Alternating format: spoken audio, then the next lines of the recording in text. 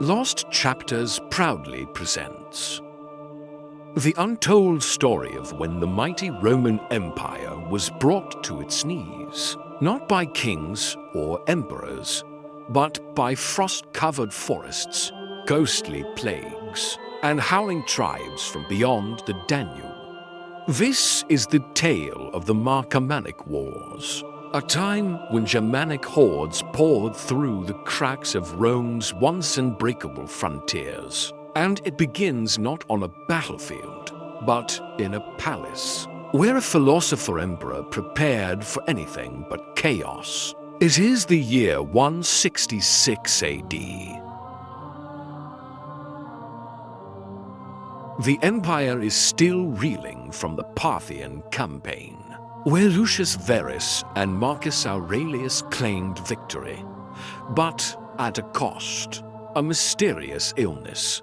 What we now call the Antonine Plague follows the legions home. Rome begins to rot from the inside.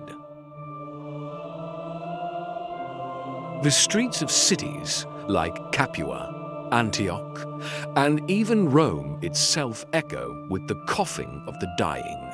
Temples overflow with offerings to Apollo and Aesculapius, prayers unanswered. Hospitals can't keep pace with death. At the same time, the legions on the frontiers thin. In the north, across the Danube River, the Marcomanni, Quadi, and Sarmatians watch and wait. These tribes had tasted Rome's wrath before, but now they smell something else, weakness. And they were not wrong. The empire, spread thin and coughing blood, looked inward just as the storm approached from beyond the forests. In 167 AD, the storm broke. A massive coalition of Germanic tribes, hardened by generations of border skirmishes, crossed the frozen Danube in winter. They burned towns, slaughtered garrisons, and, for the first time into centuries, invaded Italy itself. Yes, the unthinkable happened. The Marcomanni reached Aquileia, a Roman city in northern Italy, just a few days' march from Venice today. The heart of the empire panicked. It was a scene not witnessed since the days of Hannibal. Rome, the invincible, now seemed penetrable. Marcus Aurelius, the Stoic Emperor, a man who preferred philosophy to swords, had no choice. He put down his pen and picked up a blade. The Senate granted him and his now fading co-emperor Lucius Verus emergency powers. They began to raise new legions, but few were seasoned. Many were gladiators, criminals, even slaves promised freedom. Rome was scraping the bottom of its barrel, and then, just as preparations for war were underway, tragedy struck again. Lucius Verus was dead. Some claimed the plague claimed him. Others whispered of poison, even a power play by those inside the court. But the facts didn't matter. Now, Marcus Aurelius stood alone, the last wall between Rome and total collapse.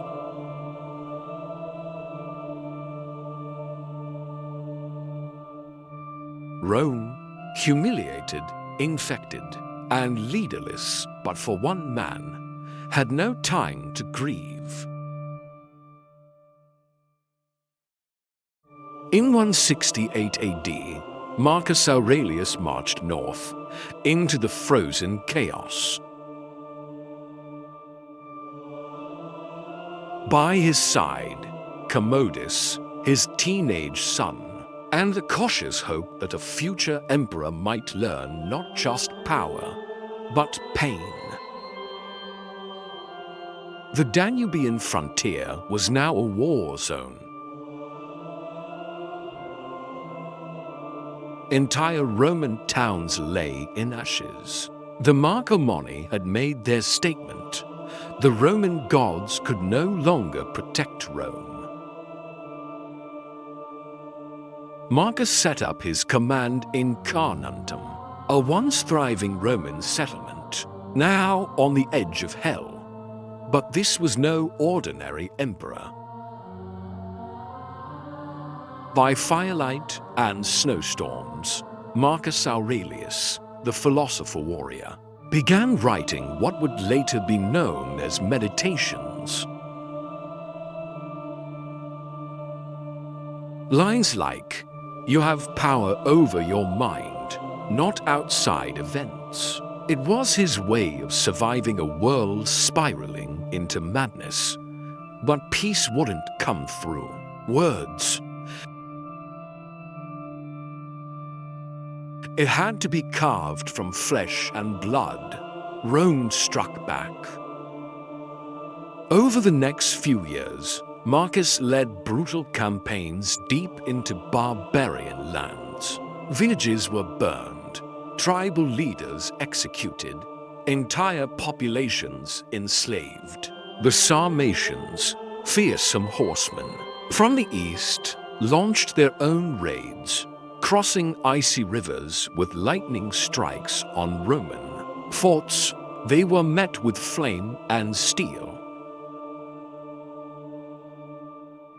But the cost was high. Roman legions, many made of recruits with no real training, fell in droves. And then came the storm that nearly ended it all. In 170 AD, the Easiges, a Sarmatian tribe allied with other Germanic forces, launched a coordinated attack. Cities that had never seen war crumbled. The Roman road system, once the symbol of imperial dominance, now worked against them. The tribes moved fast, using Rome's own roads to strike deeper, quicker. Then came the horror no Roman could believe. They breached Italy again. Not just border towns, but deep into northern Italy, where citizens had believed they were untouchable. Imagine it. Smoke rising from distant hills. Church bells ringing in panic. Veterans dragging rusted swords from attics as enemy war horns echoed in the valleys. Rome was bleeding from the north, and then from within. While Marcus fought to save the empire, something unimaginable happened in the east. A message arrived. A trusted general, Avidius Cassius, governor of Syria, had declared himself emperor. Cassius had received false news that Marcus was dead and seized the opportunity. Or perhaps, some whispered, he knew Marcus lived, but acted anyway. The betrayal shattered the emperor. It wasn't just war outside the walls now. The cancer had spread inside the empire's heart. The Roman world, already fragile from plague, invasion, and starvation, was about to face civil war. Marcus Aurelius turned south, not to seek revenge, but to remind Rome who the real emperor was.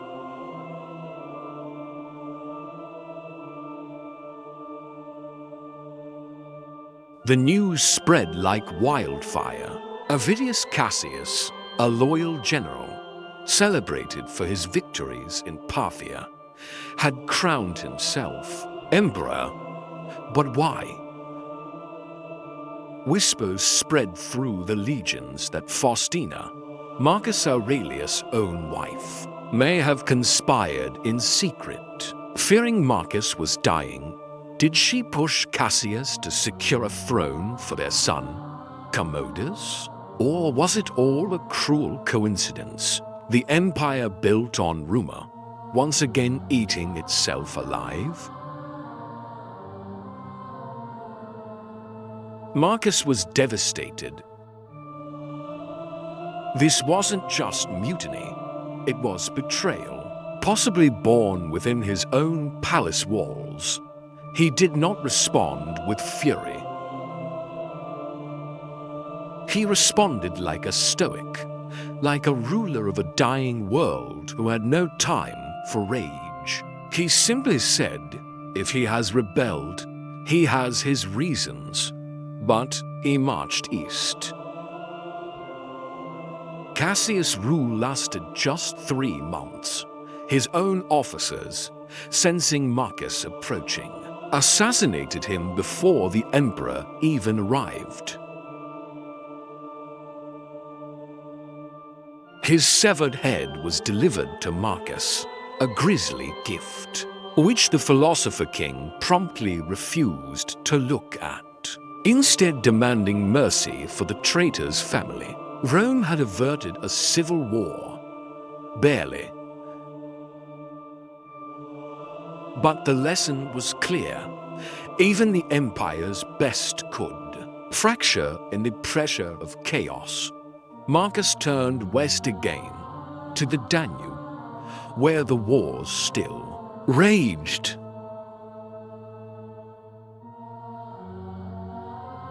The Quadi, another Germanic tribe, surrounded a Roman legion, outnumbered, thirsty, and trapped.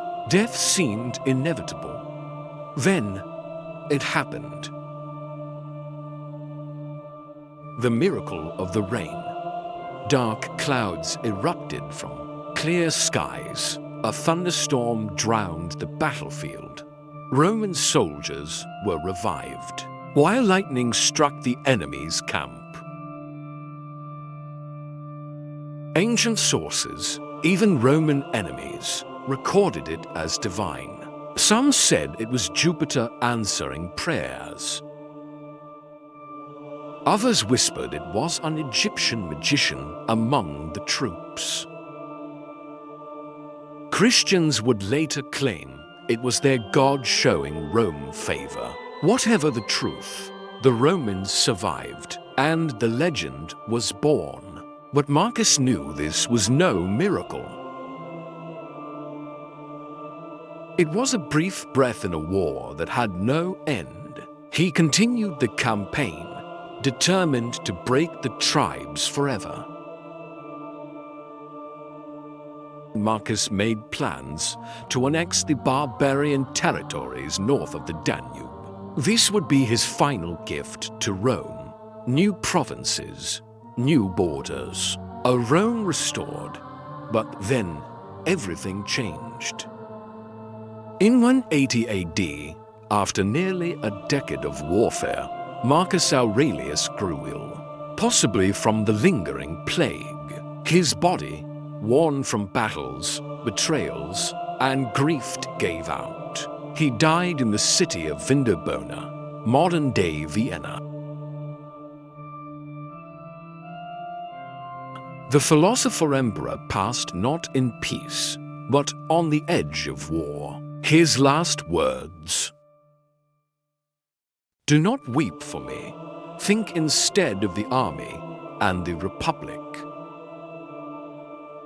The reign of Marcus Aurelius ended with honor, but the legacy he left behind would burn. Next in line, Commodus, the young emperor raised in war, now inheriting a throne trembling under its own weight. And with him would begin a new, blood-soaked chapter in the fall of Rome.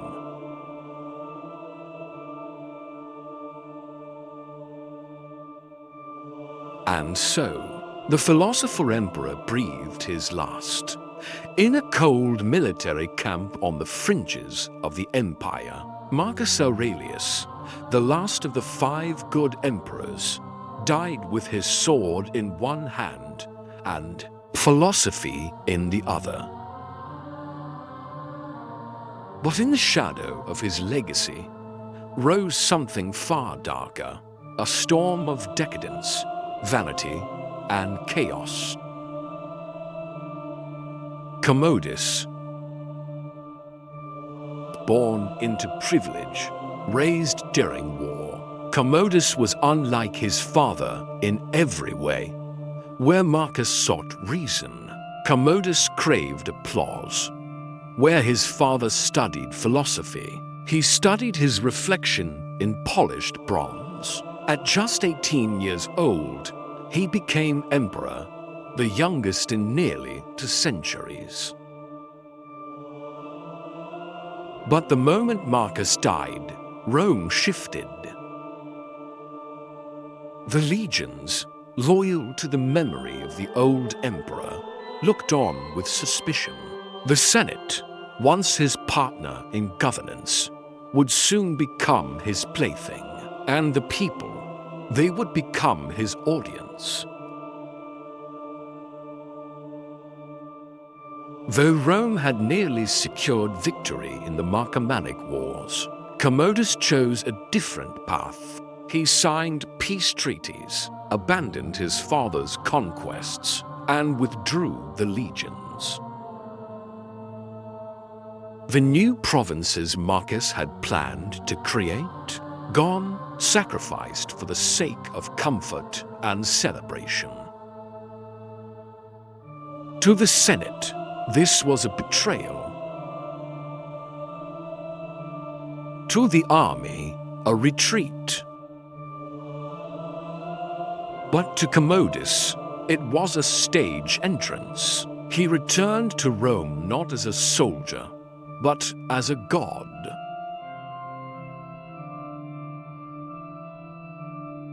Commodus declared the wars over. He styled himself Hercules reborn. Wore lion skins in public, marched through the city draped in gold, surrounded by chanting priests. He wasn't just an emperor, he was a performer. And Rome, the eternal city, had become his theater.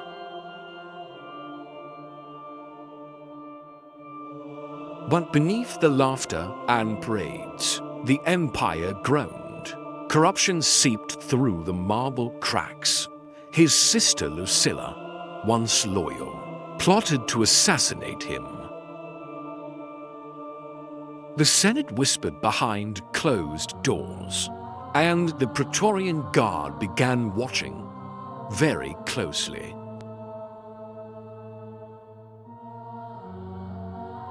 Lucilla's conspiracy failed. The assassin, a bumbling noble, revealed the plot before striking the first blow. The punishment was swift and savage. Lucilla was exiled, then executed. Others followed. One by one, Commodus purged the palace. No one was safe, not advisors, not generals, not blood. The boy who once trembled during his father's campaigns was now drunk on power and surrounded only by flatterers, sycophants, and fear. And then came the games.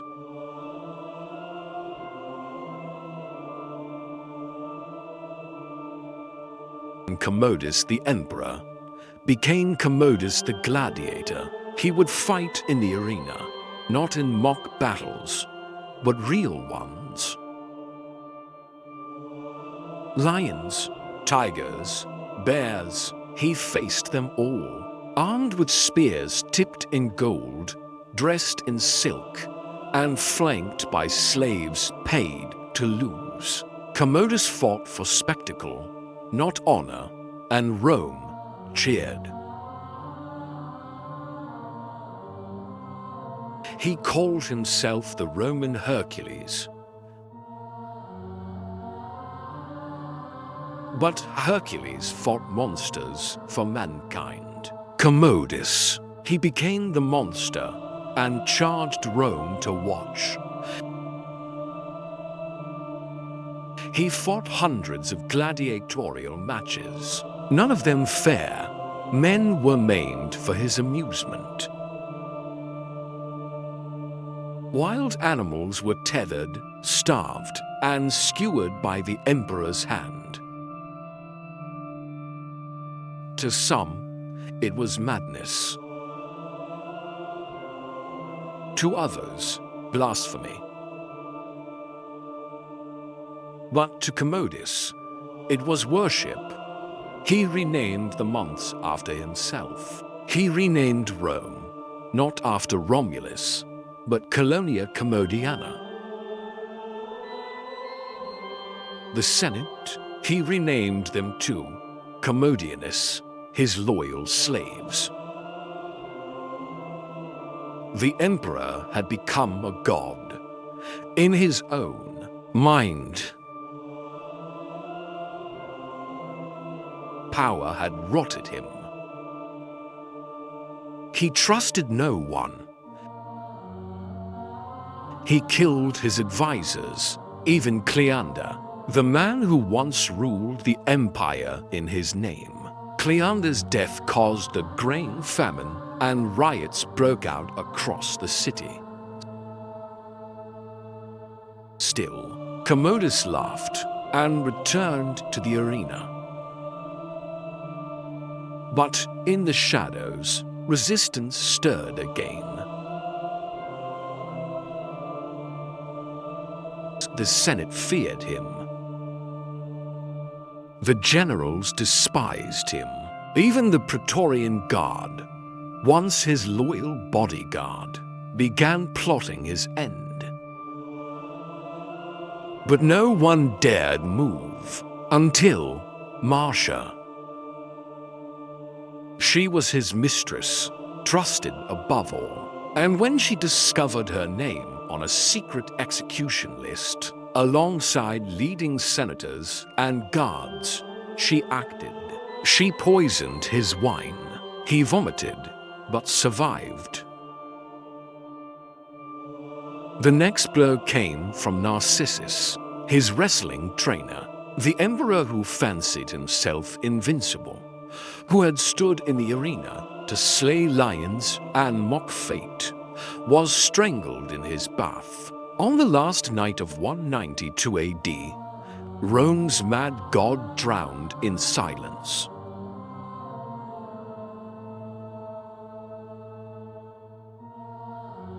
Commodus' death did not save Rome. It unleashed a civil war. In the span of a single year, the infamous year of the 5 emperors, generals clashed for power. Assassinations followed assassinations. The empire, stretched thin and bleeding gold, began its slow descent into instability. And historians would forever ask, what if Marcus hadn't chosen Commodus? What if the empire's last philosopher had passed the crown to a general, a statesman, anyone else? The golden hour of Rome had ended, and in its place, a twilight of blood, spectacle, and collapse. This was not just the end of a dynasty, it was the beginning of Rome's fall. This was the curse of Commodus.